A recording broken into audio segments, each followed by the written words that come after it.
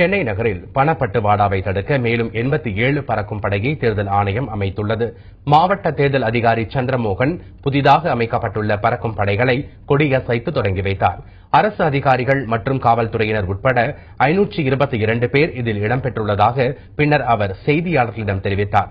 சென்னை மாவட்டத்தில் உள்ள 16 தொகுதிகளில் பணப்பட்டுவாடாவை கண்காணிக்க மொத்தம் 266 பறக்கும் படை செயல்பட்டு வருவதாகவும் சந்திரமோகன் கூறினார். தேர்தலுக்கு முன்பு கடைசி 4 நாள்ல பறக்கும் படையின் எண்ணிக்கை நம்ம அதிகரித்துள்ளோம். இப்போதிலிருந்து